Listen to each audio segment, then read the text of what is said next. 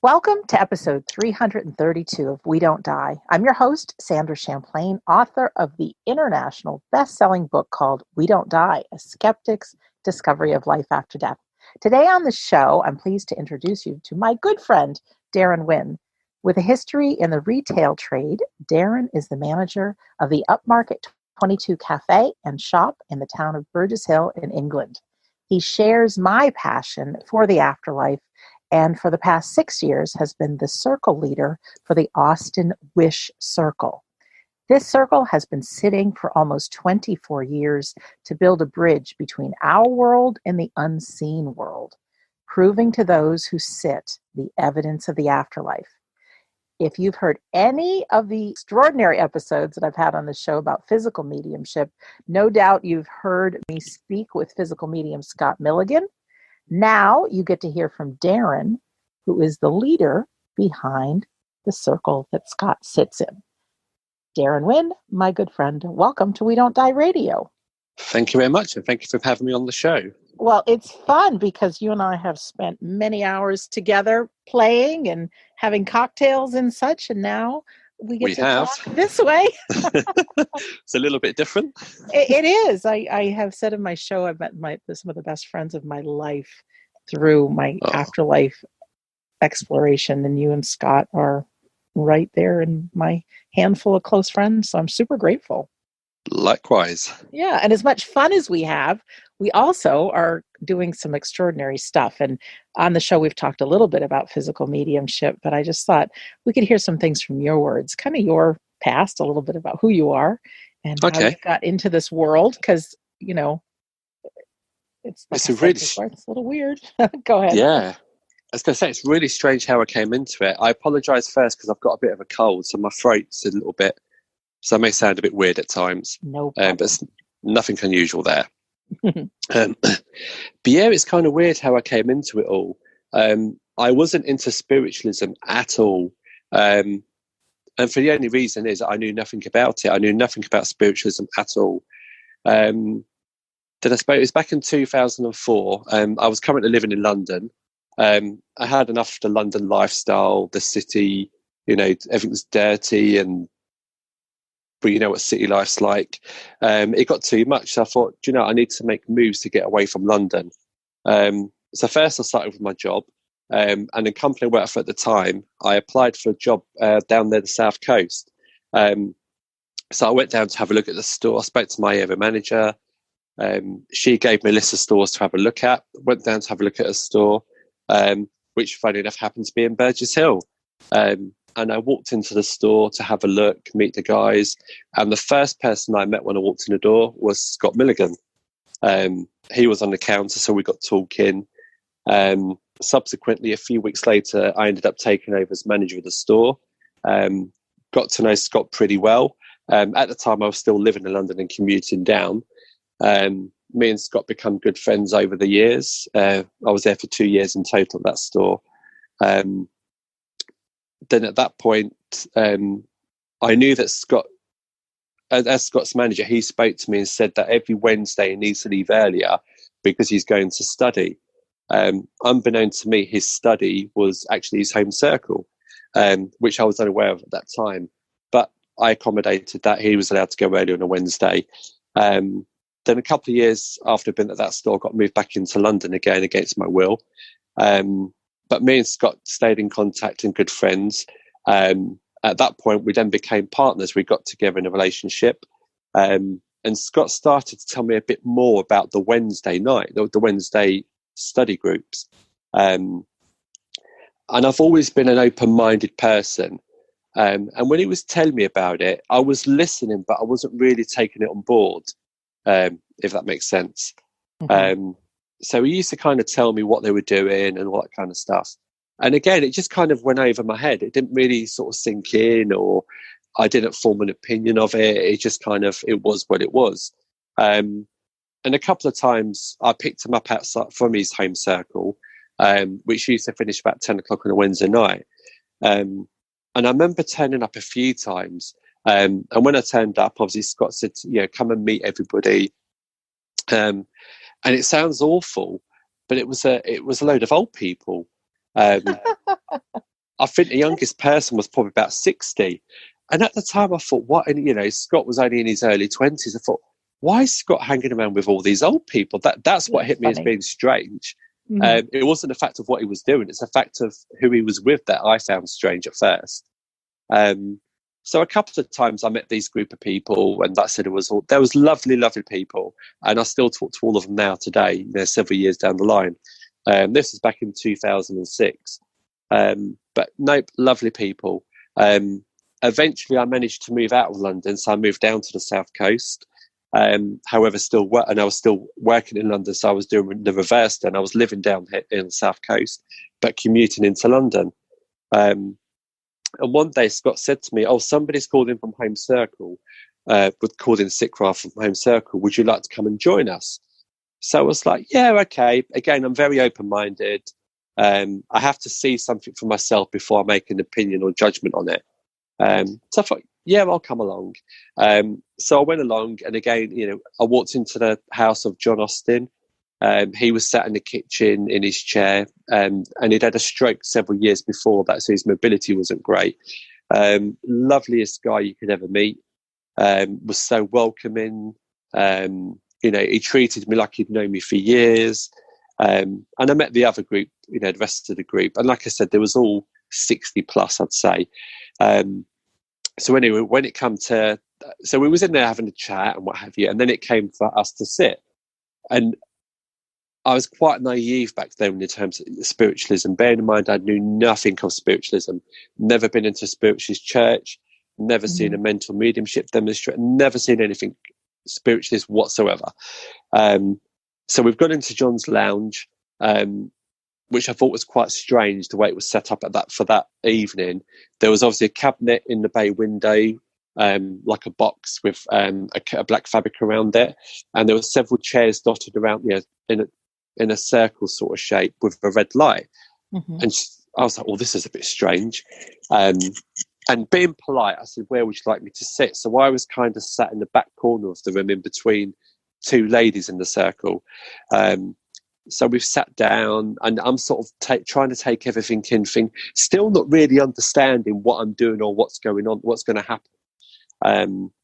The next minute, they close the front room door. Obviously, it's all blacked out, all the windows blacked out, and they started to tape up the door. And I think, what's going on? And it straight away through my head, I'm thinking, oh my God, I'm in some kind of cult. They're all going to kill themselves. And you can imagine what's going through my head at this point. Right. Now, remember, Darren, many, many people listening right now haven't a clue what physical mediumship is. So when you describe it, you can talk about when the lights go out and all of that. Just as if we were there with you, because it's unique. Well, at this point, I didn't even have a clue what mediumship was, let alone physical mediumship. Okay. So we're sat in this room. They've taped up the door, and they said, we're now going to turn out. So they turned out the main lights, and we just had a little red light in the middle of the room. And I thought, oh, this is a bit weird. And I genuinely thought, oh my God, he's got me into a cult, and they're all going to kill themselves and what have you. And where's Scott at this point? At this point, Scott, I forgot to mention, yes, Scott was tied down into a chair. There was a chair in the cabinet, which Scott was cable tied down to. So his arms and his legs were strapped to a chair. And that's what kind of, because I had no understanding of mediumship whatsoever, you can imagine what's going through my head when I'm seeing this scenario. You know, I'm thinking we're in some kind of cult. Right. Maybe they're going to slaughter him because he's tied to the chair. That's awful. Yeah. You have all these thoughts going through your head. But then when I looked at the people I was with, and I thought, no, these aren't that sort of people. You know, they're not the sort of people that would be in a cult. They seem normal and sane. So no, this can't be it. But I didn't feel brave enough to speak up and ask questions. I just kind of naively went along with it. So anyway, so Scott's tied down in a chair, cabinet curtains are closed, and the red light's taken out. So by this point, the room is absolutely pitch black, and I'm thinking, oh my God. And I think by that point, I was literally gripping people, the two ladies either side of me. I mean, everyone else in the room's totally relaxed. It's normal for them. And still at this point, I have no idea what I'm doing or what's going to happen or what's going on. They do an opening prayer, and then we all start singing. A little while after singing, John told us all to be quiet. and a voice formed in the cabinet. Unbeknownst to me back then, I now know that was Eric. And Eric formally came through to introduce himself to me, and he started speaking with me. And obviously I knew it wasn't Scott because the voice didn't sound like Scott. And I knew it was nobody in the room, so I knew it was a separate independent voice. And he's talking to me, and I knew he was talking to me. But because I didn't understand what was going on, I felt strange communicating back to this voice. Mm-hmm. So I kind of didn't answer, which now I thought, God, if only I'd answered. I mean, I did in the end.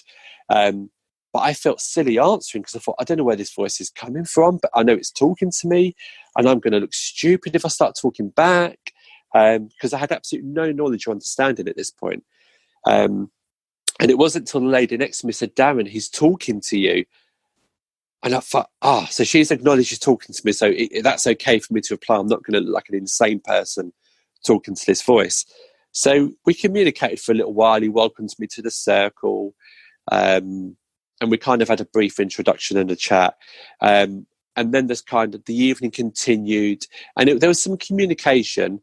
But at that point, it was no tell a lie. There was phenomena at that point. The phenomena was only just starting, from what I now understand.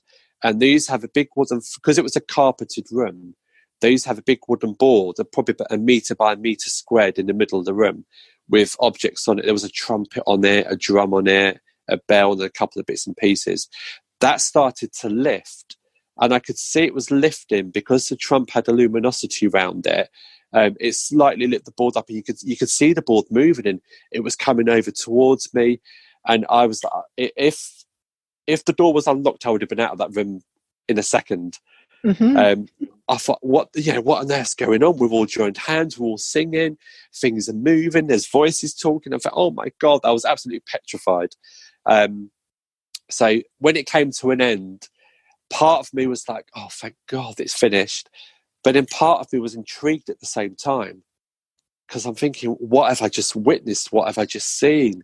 What's going on? So my mind was questioning it, but the other part of my mind wanted to get out of the room. So anyway, the circle finished, and Scott kind of looked at me, kind of thinking, what does he think? Because it's the first time I'd ever seen anything like this. And obviously it was him. So we came out into the kitchen, we had the usual cup of tea and a bit of cake and a chat. And then when we finished, John Austin said to me, did you want to come back next week? And out of politeness, I said, yes, okay, thank you, I'll be back next week. So went home. Following week came, I never went. Scott never mentioned it, I never went. I think several weeks passed, and then Scott said to me, oh, someone's called in sick from home circle. Did you want to come and help with the power again? I said, yeah, okay. Again, part of me was scared, but part of me was questioning it. I need to know more about this. Went along, same scenario as the first time. I was still absolutely petrified, but still questioning and intrigued. So again, that evening came to a close, and John said to me the same thing. Did you want to come back next week? I said, oh, yes, please. That'd be fantastic. I never did go back because nothing else was mentioned. It was one of those scenarios, when someone says something at a moment in time, mm-hmm. and you don't hear any more, you kind of, I don't push things like that. Right. I thought, no, like, if they have to get together sometime. Yeah, that's it. Yeah. Right. Uh-huh. I thought if they really want me, they'll ask me again. Anyway, so several weeks passed again, and Scott said to me again, someone's called in sick. Did you want to come along? I said, yeah, okay. And he said to me, why? He said, John's invited you. Why are you not coming? And I said, because, me and you've got together, and you was doing this before we got together. I don't want to be one of those people that imposes on your life. Do you know what I mean?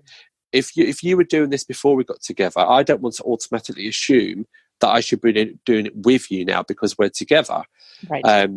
And he said, no, don't be stupid. He goes, I want you to come along. I said, as long as you are happy for me to be part of it, I'm happy to be part of it.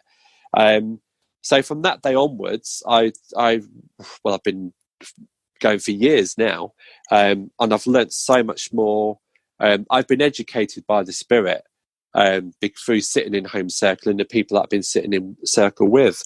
And within a few weeks of me being there, I was moved from the back corner, and I was almost second along from the cabinet. like I said, it was the early stages of phenomena back in those days.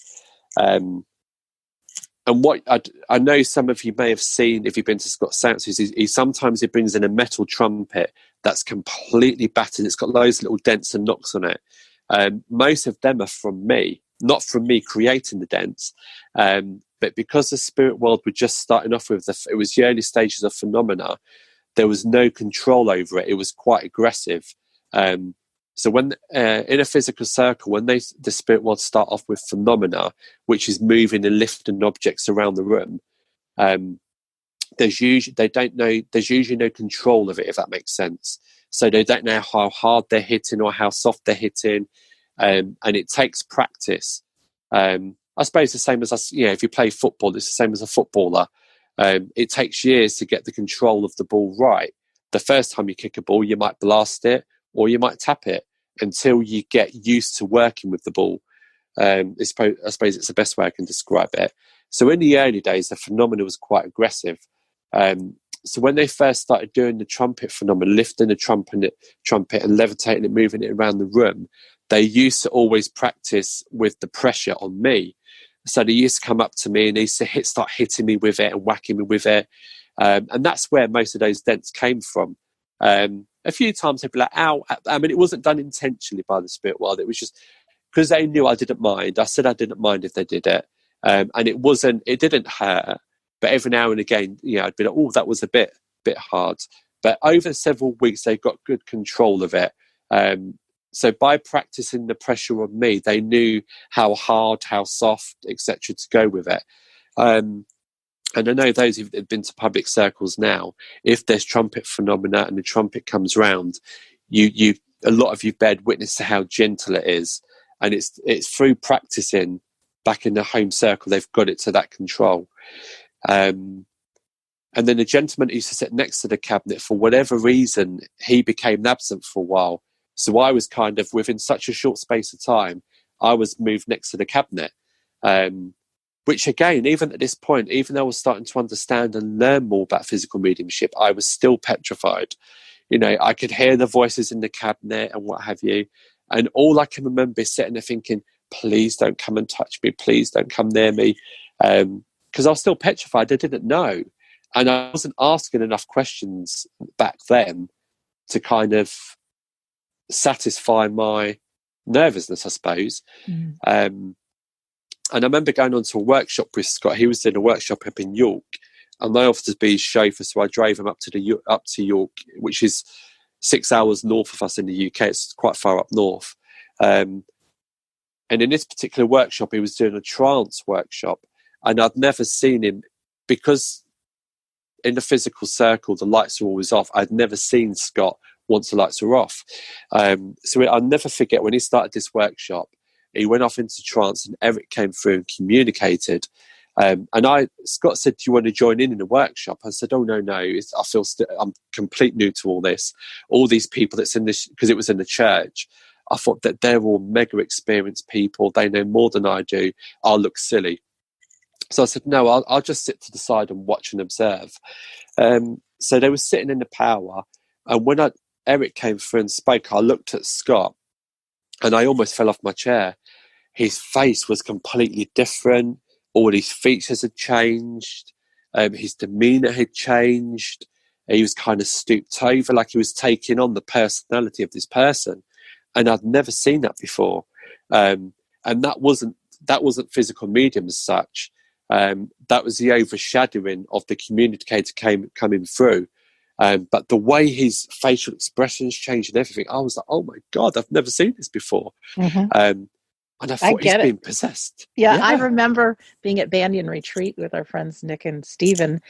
And when I started exploring, because physical mediumship, Darren, sounded as weird and out there as you can possibly get. But on my exploration of, is there proof of the afterlife, I had to go explore. Even I was scared to death to sit in a dark room and experience this. But when the trance demonstration had happened, I had seen Scott speak a number of times. I'm like, oh, he's a nice young man, funny, good teacher, da-da-da-da-da.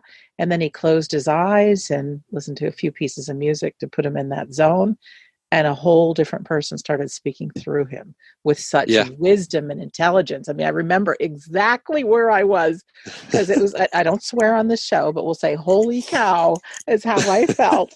Yeah. It was crazy. But Darren, if you don't mind, could we just go back a little bit to talk about some of the mechanics of physical mediumship? Why you're sitting in the dark? You talked about being there for the power.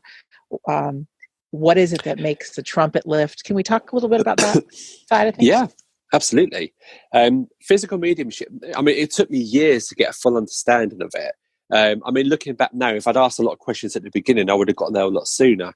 But I'm a firm believer in things are meant to be what they're meant to be. Things will happen as they happen. Right. And I believe even to this day, where I am in terms of the circle, and it is what it's meant to be, and I am where I'm meant to be. And you may not realise at the time why you were put in that situation or this situation, or why this has happened, but it's usually down the line when you look back, you think, oh, now I can see it. But yeah, with physical mediumship, the reason it's done in the dark, with physical mediums, we've all got a substance in us known as ectoplasm. And I'm not the most scientific person, but I'll try and explain it the best way I can. We've all got a substance in us known as ectoplasm, but with physical mediums, they're able to produce far more in quantity than we can. And ectoplasm stems from the pancreas, and it's a mixture of bodily fluids, white blood cells, red blood cells, and other fluids in the body. And what happens with the spirit world, they can extract the ectoplasm from the medium. So it can come from any orifice. It can come from the nose, the mouth, the ears. It can even come through the pores of the skin, belly button. And without being too rude, it can come from your toilet areas. But from what I've seen and witnessed with Scott over the years, it generally comes nose, ears, and mouth. And what happens, it comes out in vapor form, but the minute it hits the atmosphere, it solidifies, it becomes solid.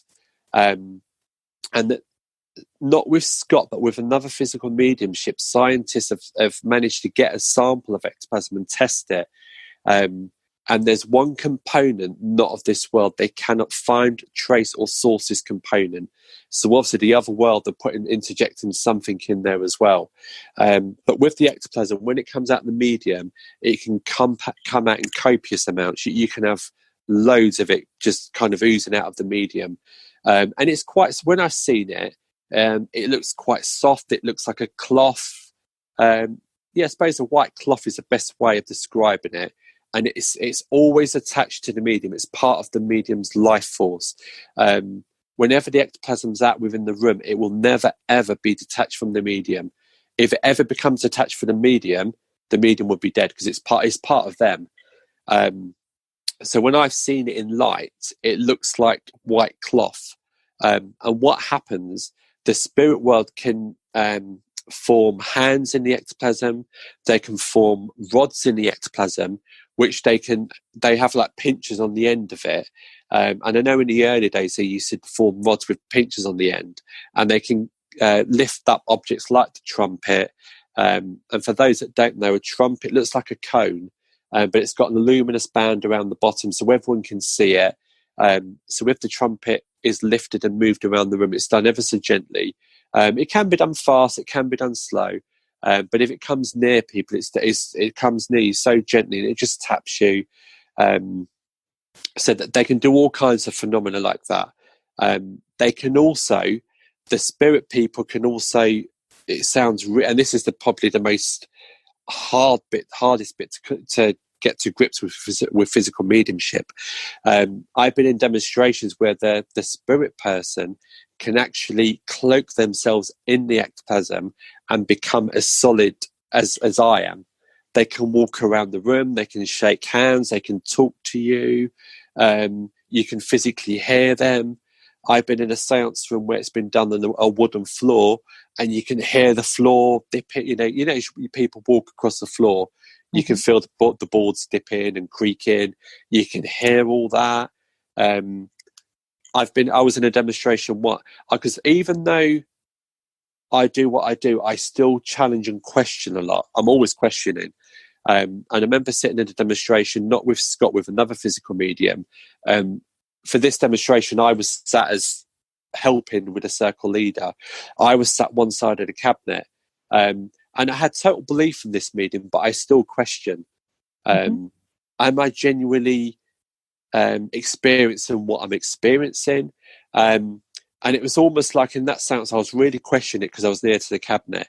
And one of the main controls came out. I heard him walking around, and he came and spoke to the lady next to me. And we was in the height of summer in the UK. And when it gets hot in the UK, it gets really hot. So we're all sat in a seance room in shorts and T-shirts because it was so hot.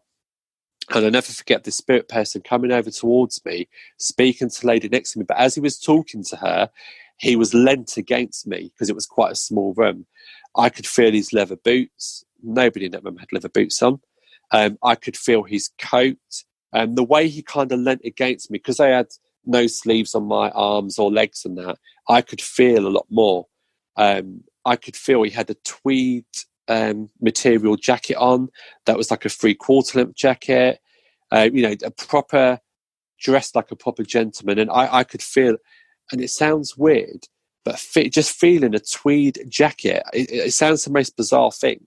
But when you think of someone materializing, you think you'd feel the body, and I mean you do, but the fact I got to feel this tweed jacket and these tall leather boots, I thought nobody in that room had that. They weren't even in the room. So that in itself for me was like, wow. And I got to feel a lot more, because he rested his forearm on my head as he leant across. So I got to experience and feel a lot more. So they can walk around the room as solid as I can. And they can also form the voice box in the ectoplasm as well. And the voice box, it's independent from the medium. And the closest I can describe it, it's almost like a mouth, if you like, forming in the ectoplasm. And it's the closest the spirit world can get to sound and how they actually sound. It will never be 100%. Because it's still got whatever comes through, whether it's a materialized form, phenomena, communication, is still got to pass through the mind of the medium. So it will never be 100%. And the way I always describe it when I'm doing a pre-seance talk, I'll say with the voice box, it will never be 100% because you've got the mind of the medium there. But also that spirit person's got to put a lot of thought into how they used to sound. And I don't know about you, but I'll probably do the same now. I sound normal when I'm talking now, but I guarantee when I listen back to the recording, I'm like, oh my God, is that how I really sound? So you've got to remember all those kinds of factors. And that's why I say it's the closest you'll ever get to hearing your loved one once they've passed. Because with a mental mediumship, you're getting it from the medium. Other forms of mediumship, you're getting it from the medium. But with physical mediumship, it's the closest. And that's why it's so rare and so, oh my God, because it's the closest you can ever get to hearing, feeling, or being with your loved one. Because you can hear them through the voice box. You can, maybe if you're lucky, they may materialize or partially materialize. And, you may get to feel, you may come and hold your hand and talk to you. I mean, I've witnessed all kinds of different scenarios. But with physical mediumship, I lost my train of thought then what I was going to say. It's done in the okay. Yeah, the reason it's done in the dark with the ectoplasm is, if you think it's deep within inside the body, it's never been exposed to any degree of light. So it's extremely light sensitive. If you can imagine, we probably all had it happen to us before. When you're in a deep sleep in the dark and somebody walks in and turns a bright light on, you're like, ah. Mm-hmm. With ectoplasm, it's been in the body for years since birth. It's never been exposed to any degree of light. So we're told by the other world we have to tread very carefully with it. And if you read and look at physical mediums of the past, Helen Duncan, and all those, if you look at Helen Duncan, for example, look what happened to her when, one of her seances was raided and they turned the lights on. I mean, bless her, what she had to go through in life anyway to prove her mediumship. And in the end, she was pretty much killed because people came in and turned the light on. Without going into too much detail, I mean, Helen Duncan's worth looking at. There's other, Alec Harris. Alec Harris, yes. I've got his book right. I'm looking at it right now. Amazing story. Yeah. absolutely amazing. And if you hear the stories of what happened in his seance when people turn the lights on, it can be really damaging to the medium. So that's why all seances are done in the dark at present. And I know with Scott's circle, the spirit world they're trying to work in some degree of light. I mean, I've been lucky enough to see the ectoplasm a number of times in red light, controlled red light.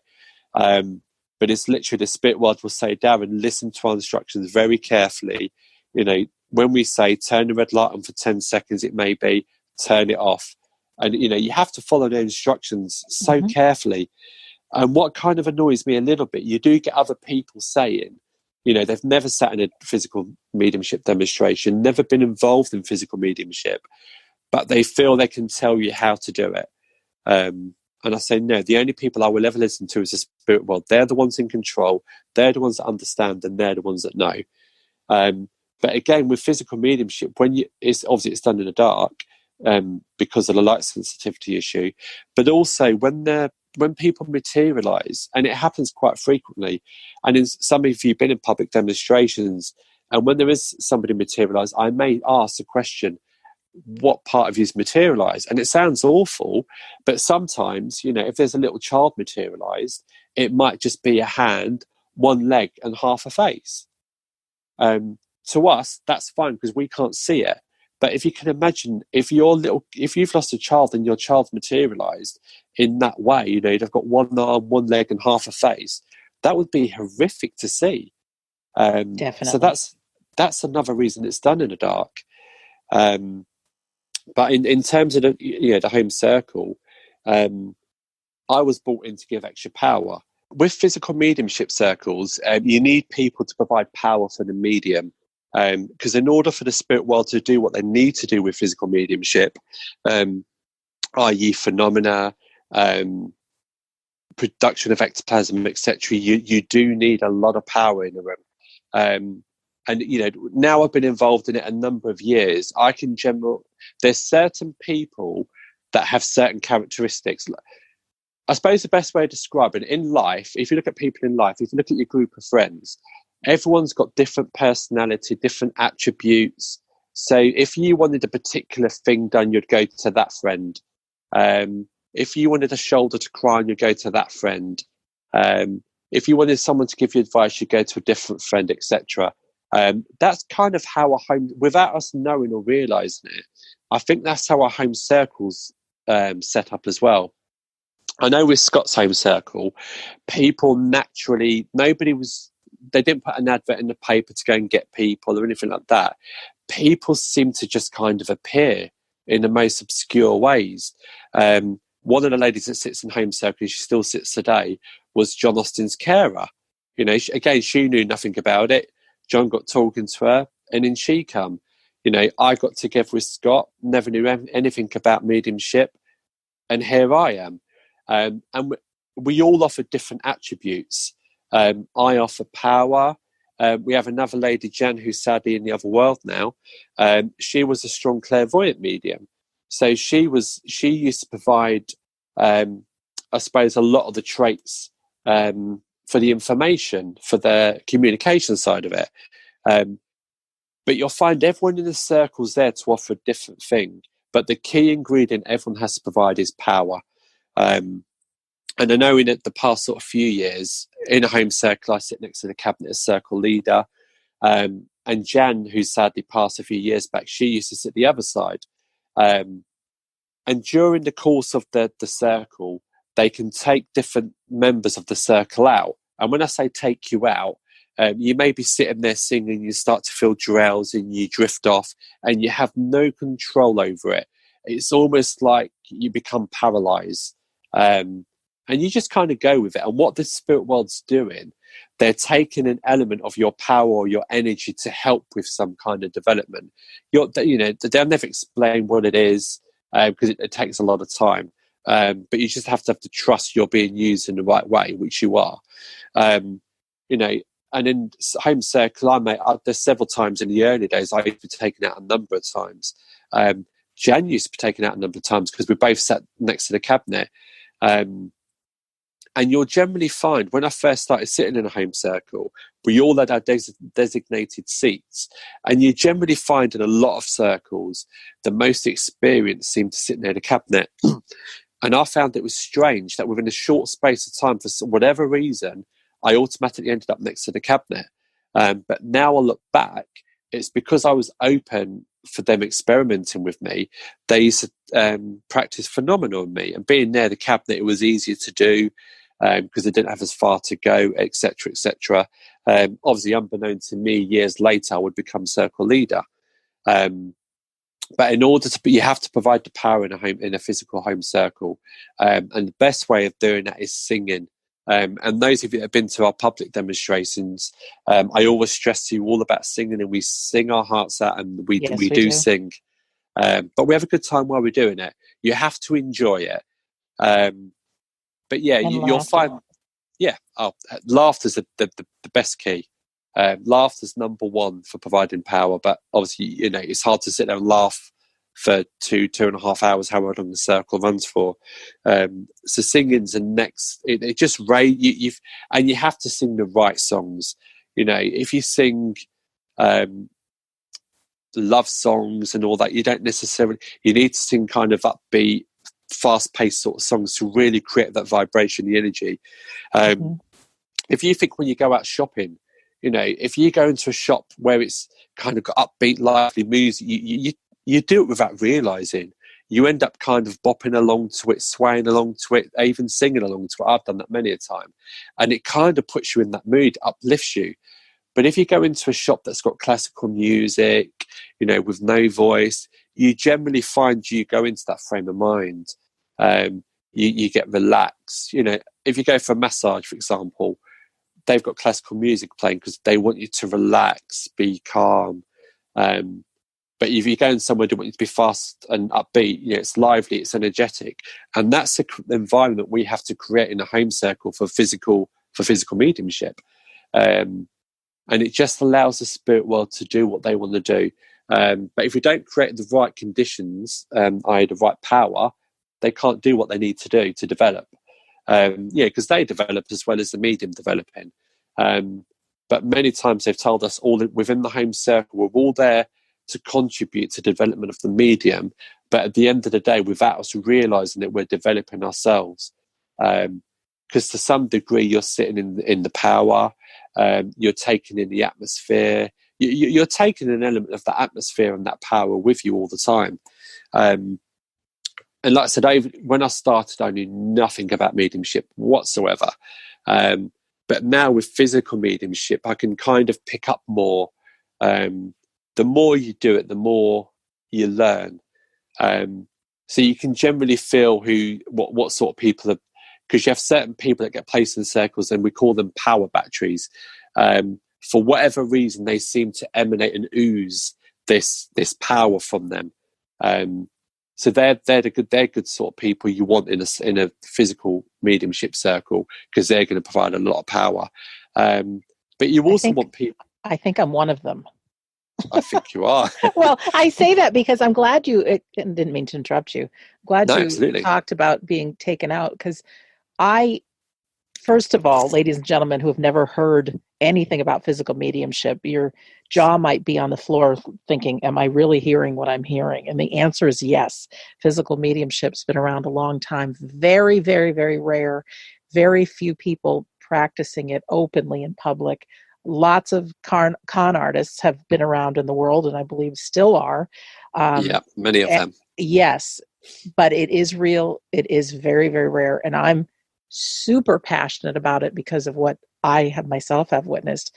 But I've gone into these seances with Scott and yourself, just saying to the spirit world, just use me, because the goal is for communication of people's loved ones to come through and be able to speak and reunite with their loved ones. And so I envisioned myself just a battery and just said, take me to however you need to use me. So I sing my heart out. You always tell me that I don't have the greatest voice, but I do it. But the thing is, Darren, the last several that I've been in with you and Scott, I yawn constantly. It is one after another, and that never happens in reality. And then twice I've actually felt like I've either fallen asleep or zoned out, and then but just at the right time, all of a sudden I'm back, and I'm like, what the heck is that? That's exactly what happens. Mm-hmm. And it happens more so in a home circle. I mean, with our home circle, it can, I mean, at one stage I was going out all the time, not so often now, but then you'll go for a phase where somebody else might be going out quite a lot. Wow. I know in a home circle currently, the person that sits the other side of the cabinet now, they go out quite a lot. But the one thing they've always said to me, they would never, ever do that to me in the public circle. Because I'm there kind of running it and orchestrating it and helping it and supervising it and looking after Scott and everyone else. You're there for the safety of everyone. And yeah, absolutely. So they've promised me they would never, ever do that to me in a public demonstration. And I was doing a public demonstration as a circle leader before I became home circle leader, if that makes sense. John Austin was our circle leader, but because of the big stroke he had, he was quite immobile. So he wasn't able to go around to different venues and places with Scott as circle leader. So that's where I kind of took up that role then.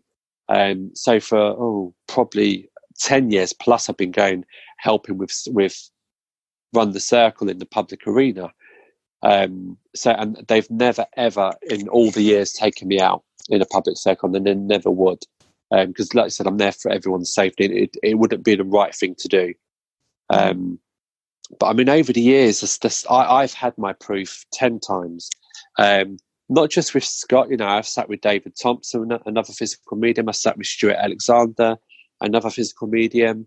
And bizarrely, I've had a bit of evidence with Stuart. With David, because we've got quite a close friendship as a circle with him. I go there more to help out rather than for, I'm not there for my own benefit whatsoever. I'm there to help the other world. And bizarrely, people say to me, oh, you must get messages all the time. You must get this, you must get that. Do you know what? I've been sitting with Scott since 2006. I've never, ever had a message. I've never had any form of communication. And do you know what?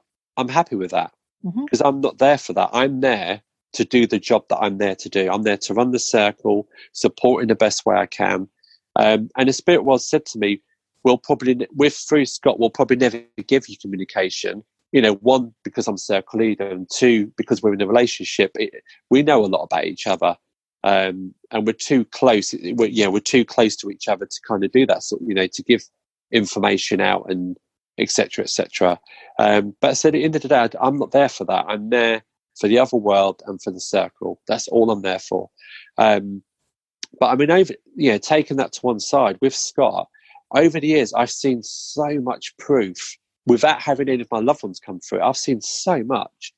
Can you talk about some of that? Because I know Scott has said openly that the other world have said, if you want phenomena and you want things happening in life, light, red light and seeing the ectoplasm, that's one route to go, but then they couldn't bring through the loved ones. And I know we've all experienced grief, and Scott is part of this so that moms and dads who've lost children and other ones can get up in the morning. So if you wouldn't mind just sharing some of those stories. So is it ever scary? Because I don't know why I want to ask this, because I personally don't believe in evil spirits and that world. And in the 53 years and 25 years that I've been investigating this, I've never come across any of that. Does it exist? Maybe. Do aliens exist? Probably. But I pay no attention. No attention to me. So I don't believe in it. All the years I've been sitting, I've never experienced anything like that. And I don't believe in evil spirits. Evil spirits, I spoke briefly earlier about the power and how we all build the power in a seance or in a home circle. Our minds are very influential in any form of mediumships. Our minds play a big part in that. So if you look at Ouija boards as a quick example, there's a whole fear thing around Ouija boards. Right. Why? What have you got to fear?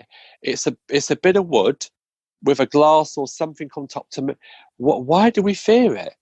We fear it because somewhere in history fear's been placed.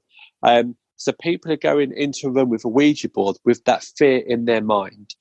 And I'm a strong believer in action. I can't get the words right now. thought perceives action, is it? Yes. Yes. So whatever you're thinking, that could happen, if that makes sense. So if you're going in to do Ouija board, for example, and there's a group of you and you're all fearing it, you're breathing that kind of atmosphere. And it may not be a spirit person coming through. It may be the minds of the people in that room. They're creating such a hyped fear in there that without knowing it, they're probably the ones moving it and, creating, spelling these bad words and all that kind of stuff. But I've never, ever, in all the years I've sat, ever experienced anything negative, anything bad. And the spirit world say, in communications, whether it be with Scott or other mediums, they've always said they will never allow anything like that to happen. What's the purpose? They have what they call gatekeepers over the other side. And one of Scott's gatekeepers is Morning Star. So he's almost, if you can imagine him stood at a set of gates, he controls who comes through and speaks, does phenomena, does whatever. He controls that. Why would he allow someone to come through and cause, people to be upset, scared? It serves no purpose. When they're trying to spread the word, of spiritualism and how it can help people suffering from grief, it serves no purpose. So from my point of view, the only place bad spirits come from is from this world. It's the fear we're injecting into that environment that creates that. And we can't forget, we are souls having a human experience. Absolutely. So this part of us, the soul part of us, continues on even when our body goes. So we're so much more powerful. And to you listening right now, if you are somebody who believes in negative spirits and things like that, I'm not here. Darren's not here to change your mind. I have a lot of beliefs you probably don't believe in, and vice versa. I believe you live your life, take what works for you, throw away the rest.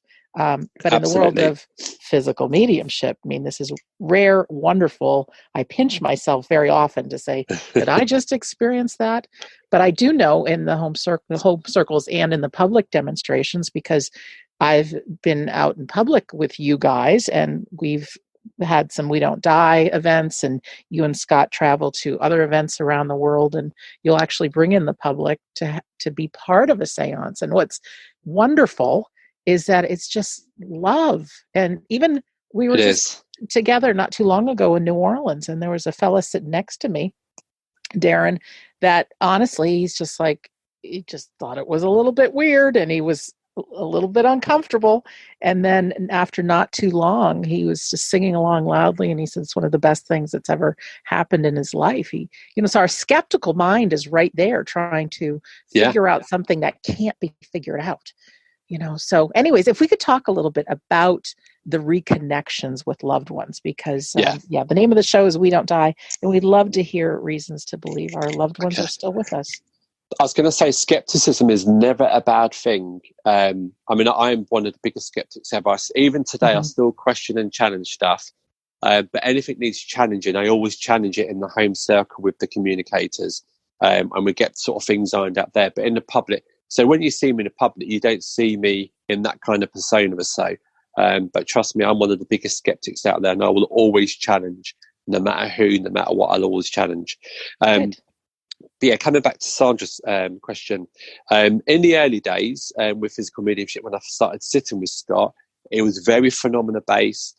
We had communication through the trance state, but a lot of it was, there's practice and phenomena. There was a lot of things moving around, being lifted, levitated. And I remember a couple of instances, actually. Unfortunately, when John Austin did pass, we lost our home circle room that we sat in Brighton. So Nick and Steve at Banyan very kindly offered, because they're part of our home circle, they very kindly offered us their demonstration room to carry on sitting in home circle, which we did. So we moved it to Ashford in Kent for a number of years, which is for those that have been to Banyan, it's a big demonstration room. And there's only a small group of us sat in the one sort of corner of this room for home circle. But because it was a bigger room, they experimented even further with phenomena. And a couple of things I saw in that room, one of them, they actually brought Scott out of the cabinet, still in his chair, and they had the chair tipped completely upside down, and it was balancing on one corner. And they got me to stand up, and I had to go and feel what I could feel. And that's exactly what I could feel. That the chair was upside down, balanced on one corner. It was as still as anything. I could feel Scott. He was still tied in the chair. So if you can imagine, at this point, his head's now on the floor, and his feet are up in the air, still all completely seated in the chair. He was tied by his arms and legs, and you're thinking at least he was still perfectly in the chair, but upside down. Wow. And then another one we had, there was a big circular table. I suppose it's hard to describe, but it was a massive circular table, probably seated 20 people, and it was pushed to the corner of the room. So if you can imagine, the table was touching the two corner walls. So if you wanted to get into the corner of that room, the only way you could do it was by physically pulling the table away from the wall. And at the end of the home circle, they said, turn the light on.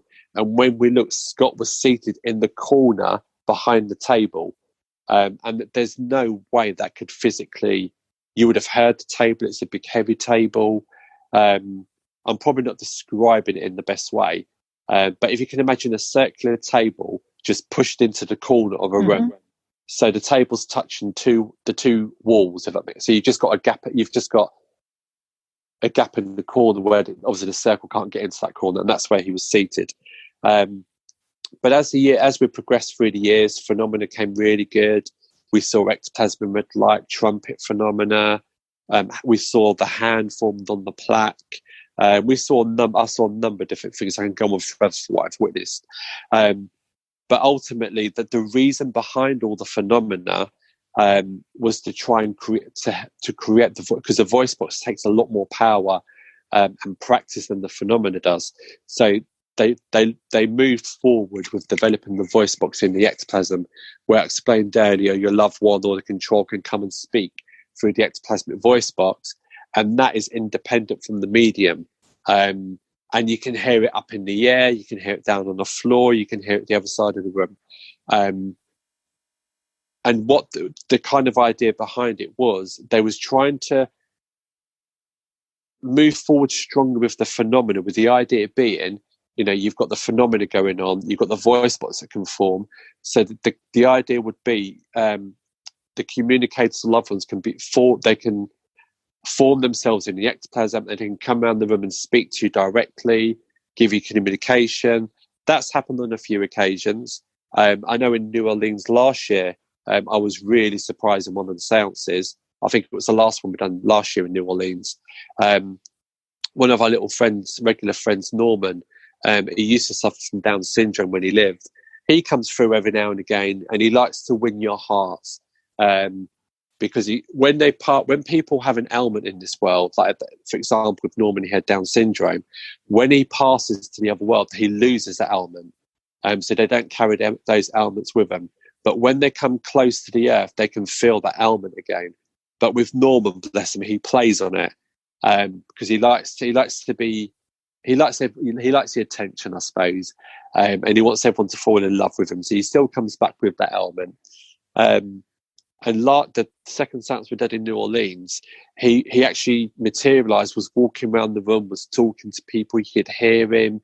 He was placing his hands on people. And then he'd done something he's never done before. He started giving out communication. So he said, I have a little girl here. I believe her name was whatever it was. I can't remember now. And he gave out so much information about this girl. And I thought, he's never done that before. And he goes, I'm going to do something. And obviously the information was understood. The lady in the room could understand who it was. It was her daughter. And he said, I'm going to do something for you now. And he materialized her daughter from him. So if you can visualize, little Norman's materialized from Scott in the middle of the room. We've now got another materialized form forming from Norman. So Norman's over the left-hand side of the room talking with people, while this little girl, bless her, has gone walking over to the right-hand side of the room and talking to her mum. And a few of the ladies in the room knew her as well, so she was talking to all of them. And I was gobsmacked. Even after all the years I've been sitting, I've never seen that before. Two people materialized, but one of them solely for the mother and talking to the mother, touching the mother. And it's just it's such a beautiful thing to experience and be part of. And I always say it in the talks and demonstrations, you know, I could go on forever with all the experiences I've had and seen. But in we go to quite a few venues to do different to do these demonstrations. And the thing is, because it's a physical mediumship demonstration, people automatically associate it with trumpet phenomena, want to see lights, want to see this, want to see that. But a lot of people forget about the communication element of it. You know, I've been in so many hundreds of seances now, and when you hear a loved one communicating through the voice box, it's so special and so rare. I can't even begin to explain it. And when we do go to demonstrations, I say to people, you know, this could. I always kind of talk about what could happen, because you never know. Every seance is different. And I always say to people, please go in there with an open mind and an open heart, and please just be open to anything. Don't go in with preconceived ideas, or don't go in with wants and desires. And again, because I'm so used to sitting in circle, I can pick up different things when I'm sitting. So again, it kind of doesn't really matter how many times I'm really explaining it when we do a pre-seance talk. You always pick up on people wanting to see trumpet phenomena, wanting to see, and I totally get it. I totally understand it. If you've never seen it before, you want to experience. I totally get that. But it's really hard to convey to people. If you go in there not having these wants or desires, so much more is possible. Because usually what happens in the public demonstration, and I know it happened in New Orleans with Sandra, there was a lot of phenomena, and people were getting really excited and wowed by it, which is fantastic. But because the energy is being created and everyone's getting excited with phenomena, they've done a lot more phenomena. They did do some communication, but in ratio phenomena to communication, there was a lot more phenomena, because that was people's wants and people's desires. And the spirit world will always do their best to accommodate us. And we sometimes forget we need to be there for them as well. But I know it's easily done. You get carried away, especially if it's your first seance. But for me personally, I've sat in so many seances now. For me, phenomena, I'd be quite happy for no phenomena and just pure communication. That's what gives me the joy and the satisfaction in a seance. And if I give you an example, we done a seance a couple of years ago up in the north of the UK, in Wiltshire. We forgot it was a bank holiday. We was driving up there. It should have taken 4.5 hours, but because it was bank holiday, it took about 10.5 hours for us to get there. Wow. So as a consequence, we was an hour and a half late to the seance. And I kept phoning the host all the way up. You know, I said, we're stuck on the motorway, there's an accident, etc., etc. And we was getting really agitated because we was running late for the seance. So I phoned the host, and I said, right, get me a cup of coffee ready. I said, as we turn up, Scott, we're going to get the seance room prepped with somebody. I'll do the pre-seance talk as long as I've got a cup of coffee. I've been in the car for hours. I just need a coffee. And normally with a seance, again, Sandra can bear witness this. You've sat in many.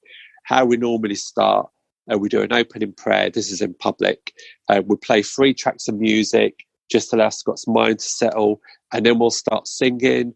We might sing for a bit. There may be some phenomena start, and so the seance progresses. What was bizarre with this one, I got in, I'd done the pre-seance talk. So by the time I finished, everyone was searched and got into the seance room. We was probably about 2.5 hours later than we should have been starting the seance. So we'd done the usual opening prayer. I placed the music on, and again, this has never happened before. I placed the music on. Within 10 seconds, the voice box had formed. There was a girl sat 2 down from me, as loud and as clear as anything. A voice formed. It was her dad, came through, spoke with her for a period of time. Unbeknown to us at the time, I mean, we didn't know anyone in this place because we'd never been there before. Her father passed 3 days before, and they hadn't even buried him.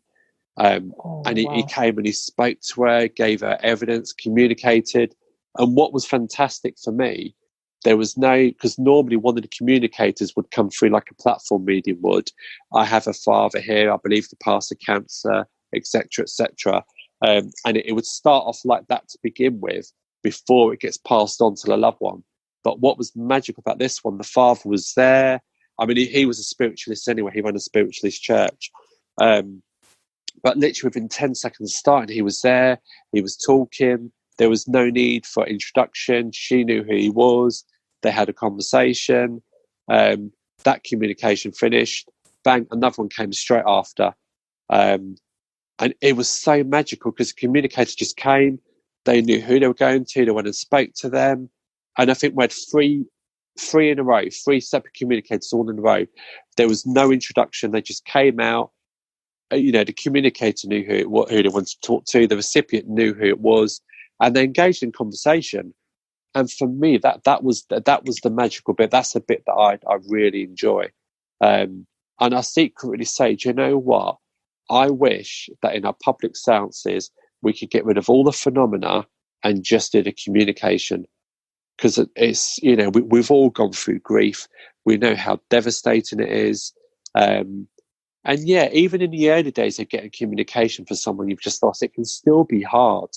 But hearing, whatever circumstances, it may be you lost someone suddenly, but to have that few minutes just to communicate with them and know they're okay and know they're still with you and they're still living, and it just, you can hear and feel it in people. And that's why I choose to do. We've gone through a lot, in our personal lives with what's happened with Scott's dad.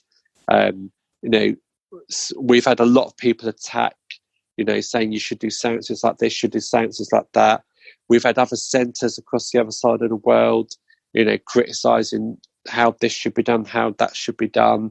You get individuals doing it. But you know what? I couldn't give a monkeys about all of that. I don't follow their guidance. As far as I'm concerned, these people that try and force opinions on you, they haven't got the knowledge and the understanding that I've experienced. And I'm not saying that what I've got is the be all and end all, because it's not. There's so much more to learn. But for the circle that I work with, I get the instructions from the people that work with the circle.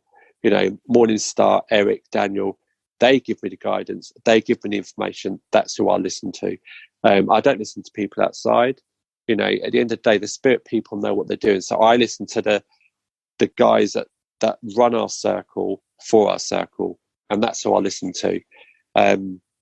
But I mean, there's many more examples.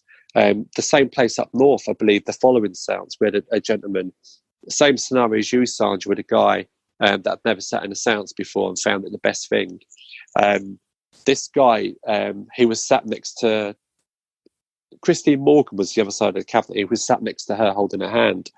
And if you looked at this guy, he was muscular, covered in tattoos. He's not the sort of people you would have down as being in a seance. And I looked, I thought, why on earth are you here? And I was a bit concerned. I thought, this big muscular guy full of tattoos, only young, probably 28. I thought, oh God, what?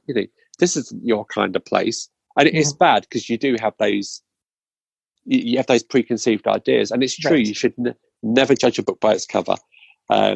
We say it, but we still do it, and we learn. We're human, from it. Yes. Exactly. And again, in that seance, didn't know the gentleman. His wife came through. And obviously the gentleman was probably only about 28. His wife came through, was talking with him. The guy was sobbing. And it wasn't until afterwards we realised his wife had only passed a few months, 6 months before, I believe it was. They had 3 children. They had a 6-month-old baby. And to see this man, in that kind of state, and you look and you think, oh my God, how can people... I can't... I know we live on and we believe in the afterlife, but you look at people and I think, how do you carry on? You've lost your wife, you've got 3 little kids. It must be so hard. But when they're given that chance for that loved one to come and communicate, I can't even begin to comprehend or understand the comfort it can bring to people. And we done Arizona with Sandra last September, wasn't it? Mm-hmm. And that was me and Scott both, we came home from Arizona. We'd done a big event in Arizona. And again, unbeknownst to us, there was a big organisation there helping parents heal, which there was a lot of parents there that we didn't realise at the time who'd lost children. And me and Scott came away and we said, do you know what? Sometimes you go to places, you have a hard time, you get people criticizing you on social media, doing this, doing that. But you know what? When you see people like the people we've seen over the years, that's what, no matter what goes on, you kind of get to understand why you do what you do. We're here to help people. We're not here to force same as Sandra, we're not here to force our beliefs onto people. Right. But we're here to help. If we can help a mother that's grieving, and don't get me wrong, we can't guarantee who comes through in the seances. But I know there's a number of seances we've done in America. It seems to be more so in America now. We do quite a few seances. And there's a lot of children come through for parents, that have passed in the most horrific circumstances. But you know what? As emotional as that is at that moment in time when you're in that environment, in that room, and again, you can hear people sobbing in the room because they're involved in that experience. They're getting involved in that emotion. Right. And you can't do anything but.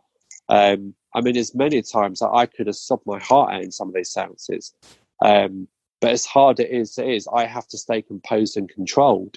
Because if I start to break down as much as I when you hear some of these stories of what these people's gone through, I could I am quite a sensitive person. Scott will tell you, I'll cry a Disney film. That's how bad I am. But it's devastating. It can be. Absolutely. And Darren, I know from seances I've been in and people that I've met, there have been people that this was their last chance and they were going to end their own lives. And so while there might be one or two or three maybe people that may or may not come through during a seance, even witnessing someone else's loved one come through in such specifics can take somebody from that hoping to believing to really knowing. And Absolutely. To hear these stories, I'm going to continue to share you guys in the Austin Wish Circle. Every event we have, share wherever you guys happen to be, because it does seem far out. It seems like this says too good to be true. I know what a skeptical mind is. I had to travel 3,000 miles to sit in a dark room to realize it's real by just having a conversation and listening on an episode of a show. Our skeptical brains can say, this seems a little far out. I get that. We get that. But once you actually have this experience, no one can take it away from you. And absolutely not. And and keep doing what you're doing, Darren, because there's always going to be skeptics. Yeah, absolutely. There's always going to be the light should be on. There's always going to be that. Yeah. But we know in our hearts we're on the right, doing the right thing. I wanted to just ask now, because you do have a full-time job, as do I. Yes. Scott's business, he works with you and your family business at Market 22, but he's also a practicing physical medium. He's a tutor of it. If you, the listener, have loved hearing some of Darren's stories, I've interviewed Scott about 5 times, and there's stories of even when he got started and some of the things he's witnessed, and they're phenomenal. So if you go to WeDon'tDieRadio.com, all the past 300 and some episodes are there, and just look in your search box for Scott Milligan, they'll pop up.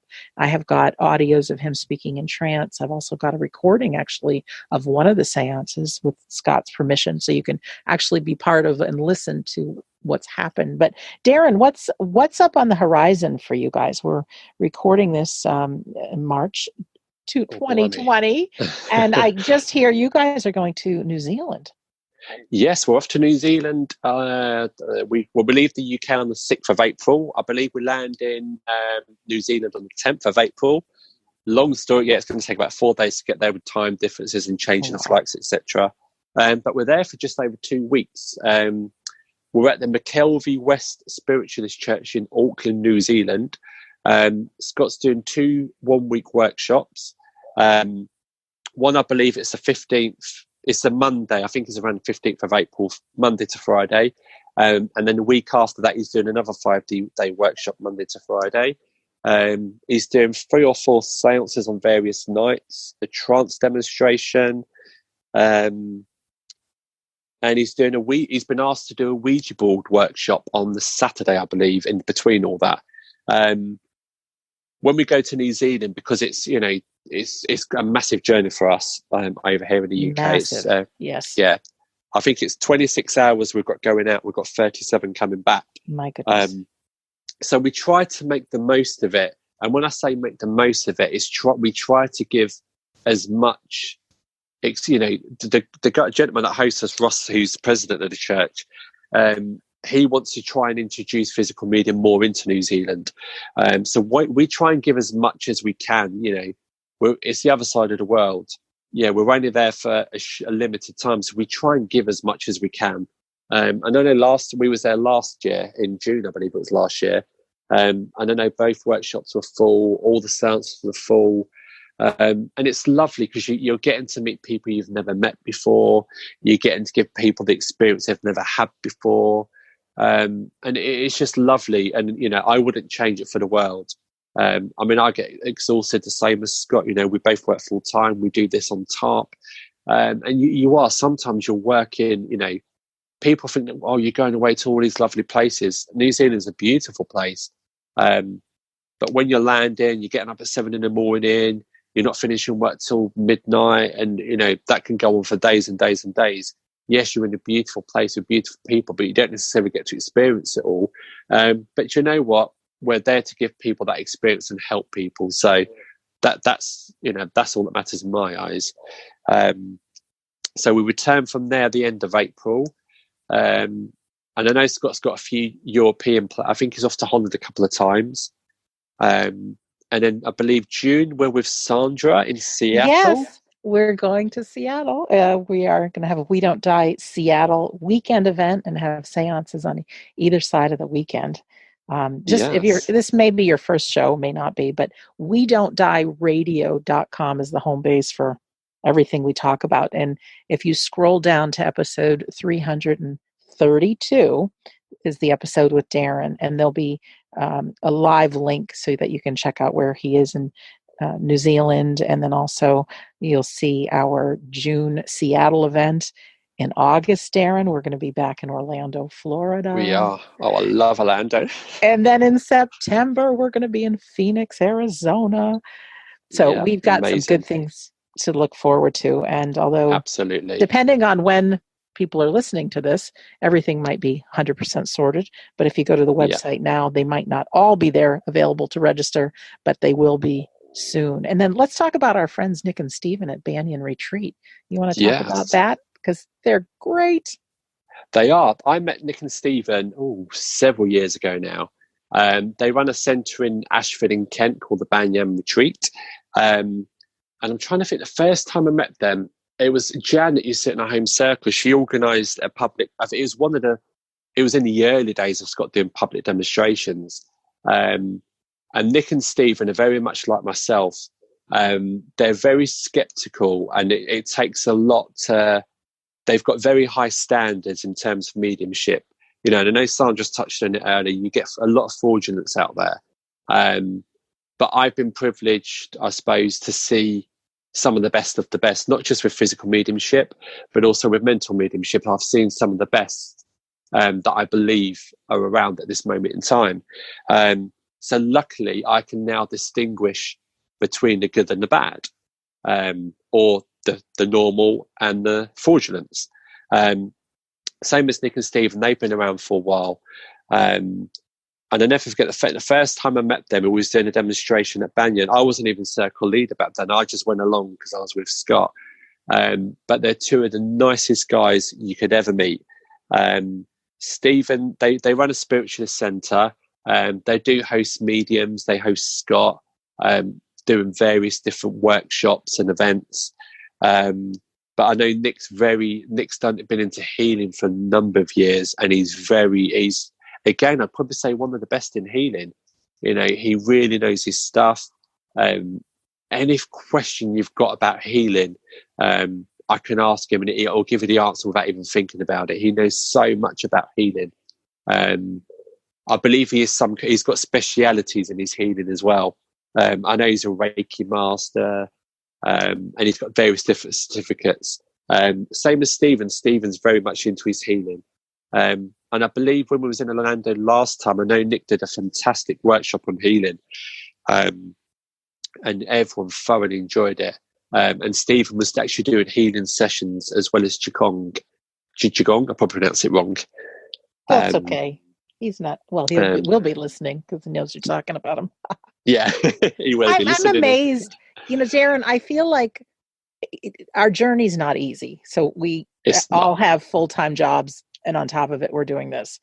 But there's something so rewarding. And also, I'm 53 years old. You're 41. 40. No, tell her I'm 40. Isn't that funny? We've hit the age you don't even care. You don't even remember. But I'm always getting my age wrong.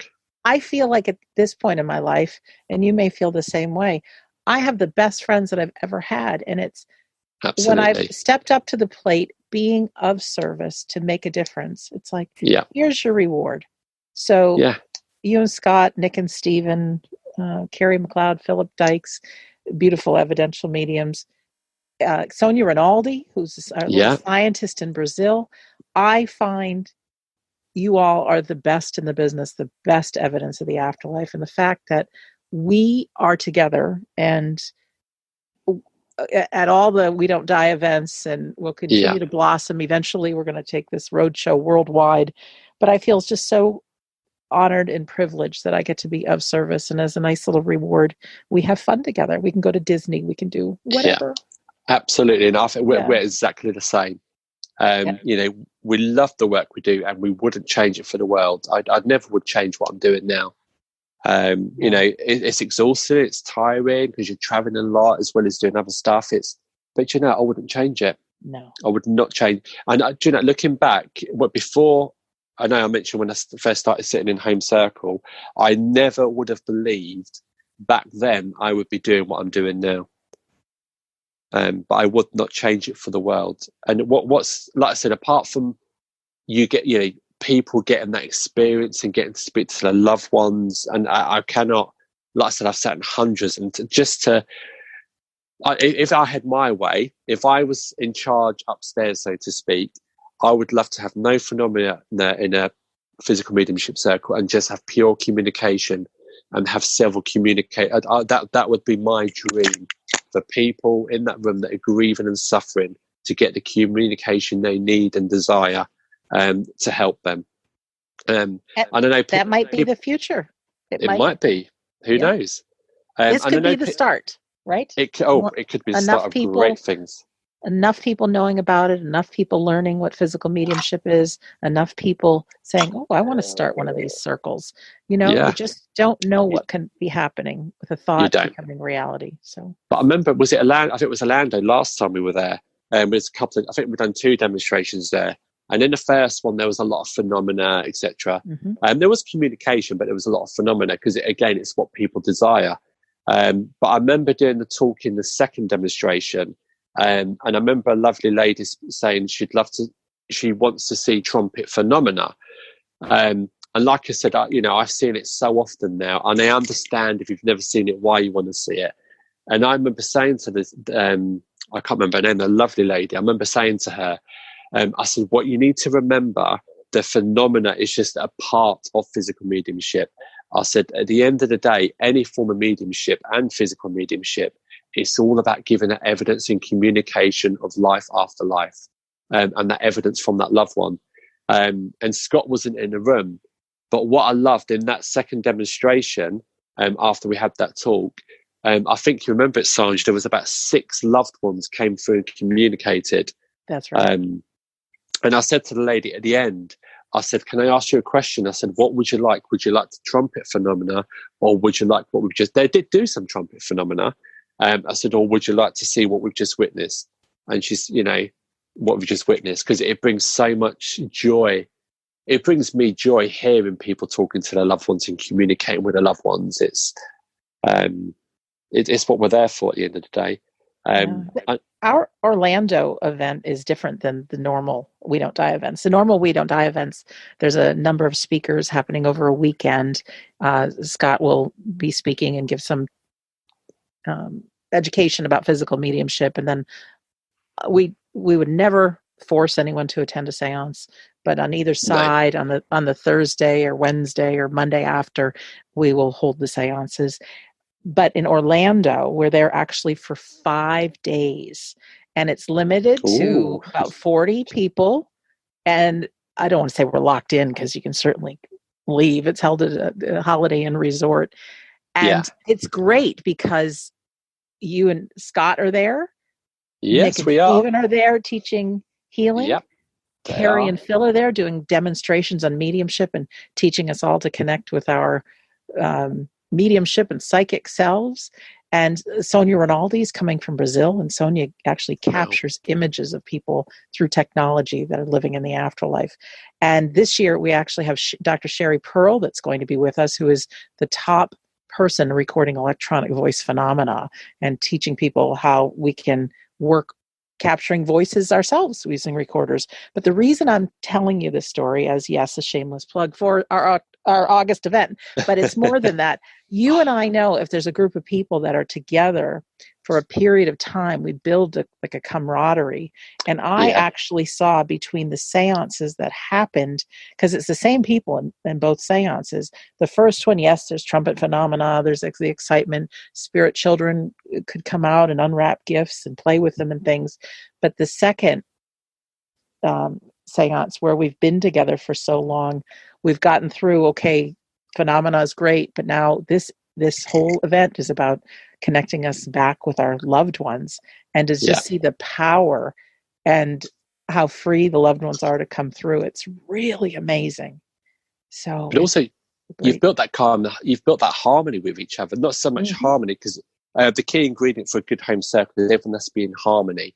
And I know there was a period at Ashford before I became circle leader. It went horrendously wrong in home circle, and it happened to be on one that Scott wasn't attending, because if Scott's away working, we all continued to sit still as a home circle. Something happened in that particular home circle. Tempers flared, it erupted. People were shouting at each other, and it was horrific. But we had no home circle, we had no circle leader. So I said, well, we've got to, and I didn't tell Scott for a week or so what happened. I kind of kept it from him, but I thought, well, I've got to say something now, because there's no harmony in our circle, so we can't continue as a circle without harmony. And I said, it was one day I got out of the shower, and as clear as day, I heard John Austin, our circle leader had passed, said to me, you need to disband it. So we did. I was the one that had to get on the phone and tell everyone, people that have been sitting for years were disbanding the circle, which was quite, considering how far down the line Scott was with his development, was quite horrific to do that. Sure. But then we reformed, and here we are today, continuing. And like I said, I'm still great friends with all the guys that even though we ended the circle, I'm still great friends with all of them. That they all respected me for why I did it, etc. And I love them all. I love them all still to pieces, and we still talk to this day. But again, it's like I said earlier, I'm a believer, and things happen for a reason. You don't know at that moment in time. You don't understand at that moment in time. But you just got to go with your gut instincts, or whatever you're interpreting or hearing or sensing, and just know it will all work out fine in the end. Well, that could be some wonderful closing words, because I was just going to ask you. We've had an extra long episode, but it's been fantastic. Yes, I think I've rambled a bit. No, not at all. I'm sure our listeners at home or in their car or wherever they're listening have just been on the edge of the seat like I have been. But Darren, you can use that advice anywhere. It doesn't matter how old you are, what you're doing. You're in the perfect place, and it might take years down the road to realize that, I needed to be there experiencing that for where I Yeah. am now. Darren, thank you so much for being our guest today.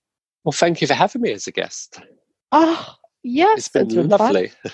Oh, I It can't wait to has. see you in person back I know, not long. soon enough. I know. 3 months. I know. It'll be here before we know it. And for our listener, thank you for taking the time to listen to this episode. All past episodes are available on WeDon'tDieRadio.com. You can scroll down, click on one, listen to it on YouTube, or download it. And I will have many, many notes under this episode of the different places where you can see Scott and Darren, and also some of the books that we talked about, and Banyan Retreat and other good things. Yay. Also, I know we've started doing live evidential Demos. mediumship demonstrations on the platform Zoom. And so our good friends Phil and Carrie will be in their home in Scotland, and it doesn't matter where in the world you are, you can tune in, and they do readings and demonstration and bring through loved ones. It's really great. So you can find out that as well. We have something called our Insiders Club, this little pop-up that comes when you go to WeDon'tDieRadio.com, and that's simply my email list. I don't send you a lot of spam, but I do give you a free copy of my book on PDF for joining, and as well as a very healing audio called How to Survive Grief. If you're a Facebook person, you can type in "We Don't Die Listeners." Sorry to interrupt. Definitely worth it for the free gift. Yes. we love gifts. But We Don't Die Listeners, we have a Facebook group of almost 5,000 people that this is what we talk about. And it's sometimes hard. People in our life have no idea what we're doing and think some of this could be a little bit weird, but there's plenty of people that do believe in the afterlife, and we can talk about this openly. So you want to check all that out at WeDon'tDieRadio.com. So in closing, my name is Sandra Champlain, and always my pleasure to be your host on We Don't Die Radio. I do believe that life is an education for the soul, and that your life here on earth is important. So thank you for listening, and we'll see you soon.